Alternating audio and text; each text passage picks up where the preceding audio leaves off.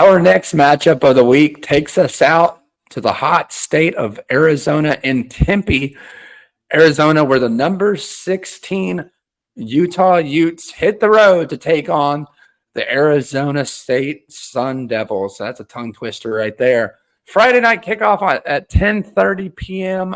on ESPN, primetime matchup on Friday night. A little bit later than expected, but nonetheless, we're going to be up and ready for this one. Utah currently favored in this one by 6.5 points heading into Mountain America Stadium, like I mentioned, in Tempe, Arizona. Brad, what a great matchup. Both teams enter this contest 4-1. Kenny Dillingham has just done a phenomenal job turning that program around slowly but surely. This is going to be a big test for him and his team at home against a very, what I would consider, unpredictable Utah team. Brad, I'll hand it over to you. Everyone wants to know, and Brad, I know you've got the answer to this one. Will Cam Rising actually play? Yeah, Nate, I mean, that's the million-dollar question because Utah goes as far as, as Cam Rising will take them, but bottom line, he's got to stay healthy. I was reading some stuff today trying to get a feel, and Kenny Dillingham even came out in his, in his weekly press conference saying, hey, we're going to be prepared for both of them. I think it's still up in the air. Their backup, Isaac Wilson, has been serviceable.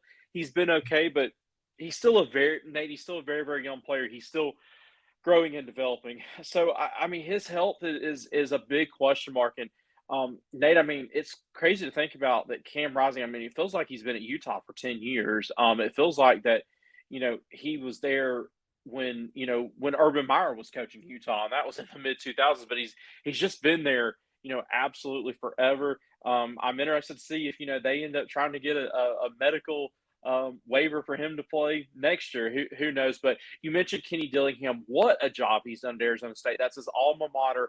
I'm a big fan of this guy. He has just really turned that program around. Herm Edwards, of course, left a mess. I believe it was that they had self-imposed bans last year, and they've just completely turned around. And really, Arizona State, it starts and ends with their great running back, Cam Scatabo. Very, very talented. Their quarterback, Sam Levitt, has also done a really good job, a Michigan State transfer. I am really, really high on the Sun Devils. They've got a good staff there to recruit.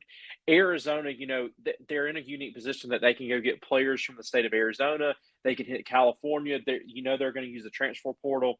I'm just a big fan of this Arizona State program. But Nate, for me, that this comes down to this Utah offense, and it's so much different than the Big 12. We're used to seeing these high-flying offenses. Utah still runs a pro-style system. They play good defense. For that reason, I think Utah wins this one. Look, I think Arizona State keeps it very, very close. I think Utah only wins this one by 3 or 4 points, and that's just because of the uncertainty at quarterback. I'm taking the Utes, and I think it's going to take a late fourth-quarter score for them to get the win in Tempe on Friday night. Yeah, Brad, you bring up so many key points, and to your point, I keep saying to your point, but this is a vital matchup in the Big 12, right? We talked about the matchup just a second ago in the Sun Belt versus James Madison and Coastal, but this is a big one. We got Utah playing Arizona State. We've got, and we're going to talk about in a minute, we've got Arizona playing BYU on the road, and then we've got, I believe, Colorado plays Kansas State. So the Big 12 is up for grabs. Any of these teams that come out this weekend are going to have the edge moving forward with the rest of the second half of the season heading into week 8 next week. And yeah, I think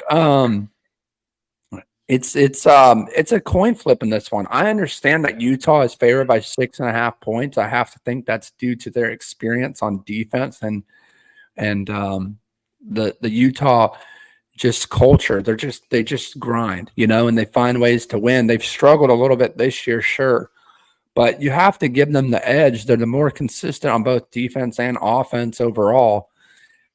I hate to say this, but I don't hate to say it, but I have to go with the Utah Utes as well. I know that the fans don't necessarily like us picking the same teams every time, but look, we're picking the win. So I'm going to take the Utah Utes, but I do think Arizona State covers. I think this is a much closer matchup than most people probably give it credit for. Let us know down in the comments who you think is going to run away with this one in Tempe, Arizona.